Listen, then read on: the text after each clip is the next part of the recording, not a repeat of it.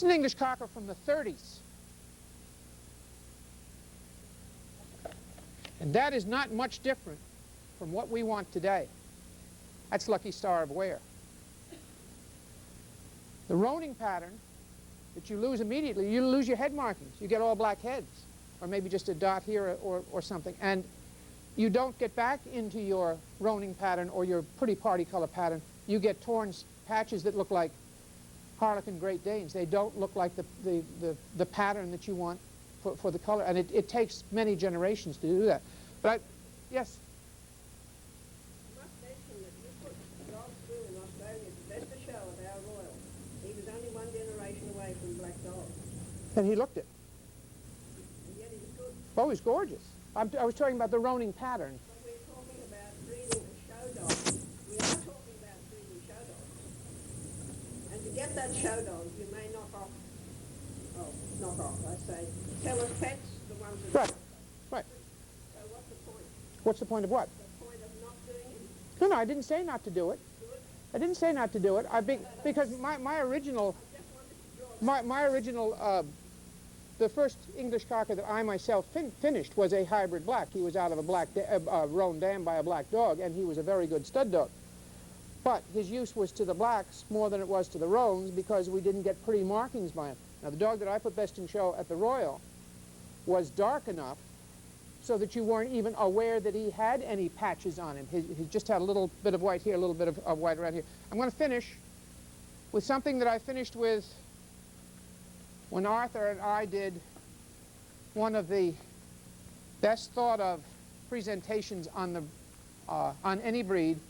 It was done in New York for the Dog Judges Association in New York, and it was done several years ago. And this came out of my head at some point when something else must have been in there, and it came out so well that I wrote it down, and with your permission, I will read it for you. This was the finishing kick after Arthur and I had gone all through the standard of the English Cocker. From all of this, we must ascertain what is the correct type for the English Cocker Spaniel. Type to me is what makes the dog look like its breed, and for my own logic, I must start at one point and continue on from there. Correct type in an English Cocker, in my opinion, is apparent in examining the animal in direct profile. What is its proportion? Its balance of length of leg to length of body, its balance of bone to size, its balance of length of neck to back length, its proportion of overall length of head to size of dog, its length of foreface to length of back skull. They should be about equal. Its depth of head in proportion to head length. Are the head planes level? Top skull to top of muzzle. Does the top line slope naturally? Does the elbow appear to be just under the highest point of the shoulder? Does the shoulder and forearm balance in about equal length? And is the angle formed somewhere around 100 degrees? Do the hindquarters stand comfortably just behind the body with well-bent, low stifle, and short hock? If all of this is pleasing, then the animal, on my first impression, is typical, to be within the guidelines as set down in the breed standard, which make him an acceptable animal for the work intended. Now, how does he move from the side? After all, this is the truest test of the sum total of his parts. Does the top line remain gently sloping? Does the tail come up to fill the rest of the slope? Can the head be held in many attitudes? Up, which it would be if the dog were retrieving a cock pheasant, slightly out in front for speed at the trot? Will the dog be able to put his head down to retrieve or for a scent check? Does the front leg freely extend with no laboring of front action? Does the rear leg take a good stride underneath the cocker, and is it able to follow through in its arc, unimpeded by a too sharply sloped croup? The temperament may be observed at this time. Merry and eager, very typical by the standard. And all of this before you have touched the specimen or really looked at the head or rib spring. Now, up on the table, check the head, eye, ear, mouth. Next, the fit and placement of the head and shoulder. Excuse me, next, the fit and placement of the shoulder. Check for correct heart-shaped rib, tail set, hindquarter, and feet all round. Now for soundness coming and going, and once more around to see the typical, useful, functional cocker inside movement, the truest test of the function and fit of all parts. What you have done is to judge the overall picture. You have made your first cut on type and rewarded the soundest of your typical specimen. An untypical cocker that is sound is useless. A typical cocker that is sound is priceless. Thank you.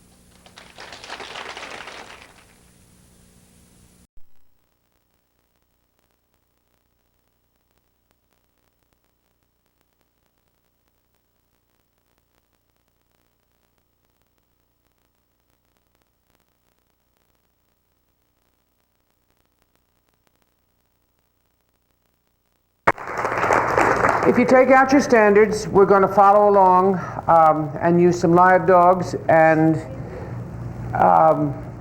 talk to you about the breed, and we're going to go along bit by bit with the standard. If you have a question, please, may I implore you, if you have a question at any time of something I've said that you don't understand or need clarified, or stick your hand, don't stick your hand up because I may not be looking up. Somebody spot them for me and say there's a question, and let me answer it there and then. If you save it to the end, you'll forget, or you'll be embarrassed and think it's too dumb to ask. There is no question that is too dumb to ask, believe me. Nobody will laugh at you. I may a little bit, but it's all right. I'd like to introduce my two victims here. We have a very beautiful 10-year-old blue roan bitch upon which I have gazed pleasantly on more than one occasion. She's an old friend, yeah, right up here. And a nice red dog. And if you'll choose up sides here, ladies, whichever we want to be, you can be there. Let me start off by saying two things. One, this is totally unrehearsed. We're winging it. I've done one of these for the club before, and this is being taped and so on, and will be available, I gather, at some future date. And so if we seem a little rough in spots, just bear with us. It'll all even out, and don't pick on them too much, okay? They're good kids, and they're going to get tired, and you can let them sit down and stuff. We have here two very fine examples of the breed. And the first thing that you're going to say is there a difference in sexual characteristics? You know what I'm talking about. Yes, there is. The bitch is smaller, finer boned. The dog is more solid, chunkier, heavier boned. Yes, sorry. And one point I want to make, and then I'll go back over there where I belong, is that there is a difference in type between the party colors and the solids. And when you're learning this breed, you have to learn that, and you have to learn to be able to judge party colors and solids together. The difference in type occurred because 150 years ago or 130 years ago in England, Mr. Lloyd, who was the father of the breed in England and had Tracy Witch of Ware, he was of Ware Kennels, decided that his dogs were getting too cloddy, and he made a quick cross to a small field Llewellyn blue Belton English setter, and it gave them just a little bit more elegance. The solid colors never went through that. That's why you have the difference in type. You have to learn to appreciate both types and judge them accordingly. And if you think that's difficult, don't ever think you're going to judge Chinese cresteds between the furry ones and the non-furry ones. This is a walk in the park in comparison. Okay? General appearance, it's an active, merry sporting dog. This is a dog that's at home in the field, loves being in the field. He stands well up at the withers. Not like an Irish setter with the top line like this, but well up at the withers. You don't want a sunken in look there. Yes? Question? I have a question. From a breeding point of view, do you cross the colors? Yeah, you can cross the colors. And it's very interesting because in the first generation, if you breed a solid color that's totally solid color bred and a party color that's totally party color bred, you probably will get all solid colors in the first generation, and they will have a fair amount of white on them, white shirt fronts, maybe a white thing, which is not what we want in the breed. But if you go back to reds, you get or blacks, you get back into the solids. If you stay on the party color side, you then get party colors in the next generation. The only thing that you screw up is that you're apt to get a solid blanket of black because of the influence of the solid color.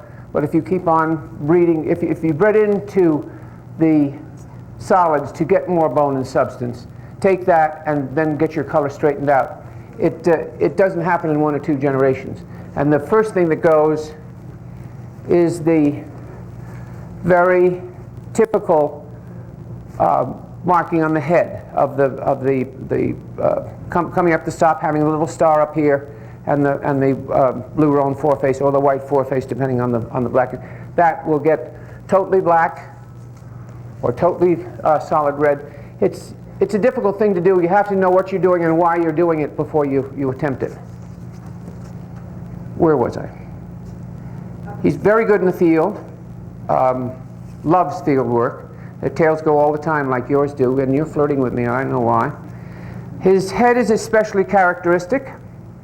It's not an American cocker head. It is an English cocker head, and when people come from American cockers and say, oh, well, we're going to judge English cockers now, and everything is long head, long neck, long back, long legs, that's not true. They have to retain their cockeriness, but it is a totally different head than the American cocker head. And both breeds came from the same root. Be a good girl. Why don't you turn around this way? Good boy. Here's your red head. Good boy. Don't look at me like you never saw me before. She says I'm all right. Have a conversation with her. And you have the same planes, equal distance of foreface to back skull and so on, and the nice drop of lip, but nothing American cockery about it, where it's got that pudgy face and that high frontal bone here. Questions? His head is especially characteristic. He's above all a dog of balance, both standing and moving. Without exaggeration in any part, the whole is worth more than the sum of its parts.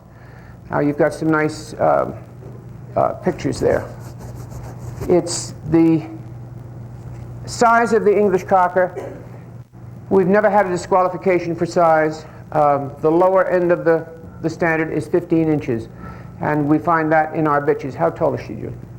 She was wicketed at 15 and a half. Yes, I would say she was about 15 and a half. But she has bone and substance to go with that. She doesn't look weak and fine in bone. And the red dog is what? He's not up towards the top. No. And he's over 16. He's probably 16 and a half, Right, 16 and a right. quarter. The pendulum has swung in the breed in the years that I've been at it and in it. My first best in show dog was a dog called Comanche of Ranchero, and he was a good 17-inch dog, a healthy 17-inch dog. Maybe a little bit more than 17 inches. But he was balanced in all parts, and he was a great stud dog. He was the dog that held the champion producing crown for many, many years. And he was very useful because at that point our bitches were getting very small and toy-like with refined in bone, and he helped that out. He had several very good winning sons, some of them up to size, some of them moderate in size. So over the years the pendulum has swung back and forth. You don't want anything too little and too toyish. You don't want anything too big and too cloddy. If it's typical, use it no matter what the size is. I've always thought that the weights were off, but after weighing many of them over the years, the most desirable weights, 28 to 34 in dogs and 26 to 32 in bitches, is just about what they should weigh. The proportion is not that of the American cocker. They are just slightly longer than the American cocker. They don't make an absolute square from here. Put that foot back there where it belongs. From here to the ground and from here to here. This measurement goes from, the English cocker measurement goes from the top of the shoulder to the set-on of tail. I think that has to be very carefully looked at, because if you can get a really very long look with that, and you don't want a long back on the breed, the long backs tend to get broken in the middle, soft in here, and takes away from the good cockery look. And you can see this is nicely depicted in here, and both of these animals are the desirable proportion. Questions? Yes, ma'am. Oh, it's you. Every once in a while, it's okay let's say you have a very well-balanced dog that's 18 inches and, you know, good bone and substance, and you have a lot of bitches that are on the smaller size, to incorporate that into a breed? Sure, absolutely. You may not make a best in show winner of him, but you're probably going to finish him if he's the type of dog that you describe, an 18-inch dog. I mean, not that you see that many now, but, No, but years ago. I was thinking of Mouse. Mouse, I was thinking of him too. That was quite a big winner in those days, and Rabbit, and a lot of those dogs were well up to size. The head we'll discuss. The foreface and the back skull are equal in length. You don't have a down face or a Roman finish, nor do you have a dish face. This should be absolutely flat, and this is practically absolutely flat, so that you've got a head that looks like that.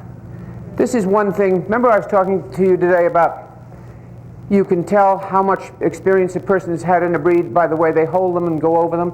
Well, my fingers immediately go to tuck up the throat, which is not a lot of throat on this bitch, but I tuck it up so that you get that good long line there and that you can see the balance and proportions of the head.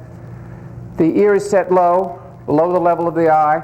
You've got a nice square appearance in front here. It's not a big, droopy, bloodhoundy look, but it is a nice square appearance here, and she's got a nice drop of lip. There you are. And you have the same with this dog. This dog has a different kind of back skull than the bitch has. The bitch is more refined. This type of back skull you find more in the reds. They have a rather stronger foreface that goes along with their color. But again, the nice squared off lip and the balance of the foreface and back skull. Their teeth are big teeth. There should be plenty of room for them because you should have a nice big square appearance to the front of the jaw. While a level bite is okay, it's not something we want. Overshot and undershot are severely penalized. Stay there, be a good boy. Here, madam. This lady is 10 years old, and she's been to the dentist regularly and has lovely clean teeth and a very good mouth. She is 10? Yes, ma'am. Yes, ma'am. That shows several things. That she's well-bred and healthy, and that she's had gorgeous care throughout her 10 years. To be more low-set than the reds. The reds have a thicker ear leather than the blues. That goes with the territory. And that's why I explained to you early on about the cross to the field setter. I love it, soft expression, soft, melting, yet dignified, alert, and intelligent. The greatest way to get expression in an English Cocker, they will do anything for food and have a biscuit, a piece of liver, anything in your hand. You're going to get that alert, dignified, I'm starving to death expression. Good girl, and you're a good boy. The dark eye is preferred. We have in the roans and in the solid colors liver, and they're quite handsome. Their coats are difficult to do with because they grow a lot of fuzzy top coat, and it has to be all hand pulled, and you get that nice liver look. Your mother's there; she wouldn't go away without you.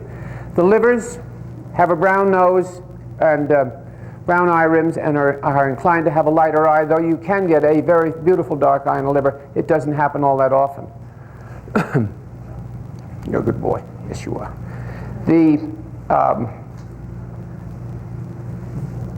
The haw is the third eyelid, can be pigmented, which it is on this young lady, and also on the red dog, which makes you not even think about a haw, because you've just seen these with the eyeball completely filling the eye socket. You can get them unpigmented, which gives you a pink haw there, which you think is going to disturb the expression, but it shouldn't. You know, just go ahead and judge it. Or you can get one pink haw and one black haw or dark haw. Make up your mind that that's something you're going to have to live with because they don't walk on their haws. The eyelids are tight. You don't get big, baggy, droopy things under the eye that pick up seeds in the field. and get inflamed. The ears we've spoken about, the skull slightly arched but flattened on top and making nice planes. The muzzle equal in length to the skull. Jaws strong enough for carrying game. You can't use these on a Canada goose to retrieve, but you can use them on all kinds of quail and pheasant and so on, and their mouth is big enough and they're strong enough to carry a rabbit if you happen to be hare hunting. Hello? Now you want to talk to me again? Okay, you can. I spoke to you about the color of pigment, black on your reds and blacks and your blue roans and your dark colors, but liver is acceptable on the liver colored dogs. On some of the reds you're apt to get a little bit lighter pigment, but the red party colors, red and white party colors, you're apt to get a little light pigment in the winter time. Winter noses, you know that you can get into winter noses and lighten pigment in the winter time. If it is the winter, accept it. If it is just like pigment and you find it objectionable, penalize it, but not to a huge extent. Hello. You don't want a great big fat broad rounded skull. You don't want much more skull than this dog has in any color. But it's the balance in the bone that we're concerned with. Questions? Come on, guys, you got to help me out with this. I knew you should have brought coffee with you. Just keep going, lady. How about the liver pigment on the oranges? And you find liver pigment on the oranges, which I don't care for, and I don't think it's a good thing in the stand. Let me talk a little bit about. What color was his bitch we worked with yesterday? Blue roan and tan. Blue roan and tan, yeah. Yeah. We have blue roans and tans, we have liver roans and tans, we have blacks and reds, we have solid livers. And when we were talking about breeding the party colors, if you get in your first generation just a little white shirt front, that's perfectly fine, but you can't get diamonds on the back of the neck or splotchy mismarks, because those are neither fish, fowl, or good red herring. They're neither party colors nor are they solid colors and should not be shown. They're mismarks. Yes? Dark eye is not necessarily black, it can be a dark brown. Oh, dark brown, definitely. Actually, and the Labrador people have proven this time and again, you get much more expression from a dark brown eye than you get from an inky black eye, because you can read that eye a little bit better. Is there a difference in the coat texture between the red Yes. and the solid red? This is beautiful. This is a no trim top coat. And no matter what you did to this coat, it would always lie nice and flat and not require any serious trimming. Of course, you're going to trim over the neck and shoulder, and you're going to blend things in, and you're going to do around the bum and stuff. But this is a wonderful coat. The blacks intend to be hairier all over, and you've really got a grooming session to get a pattern put on them so that you see them. They don't conform to the body as well, is that what you're saying? Right. There's hair all over the front legs. Hello. Good morning.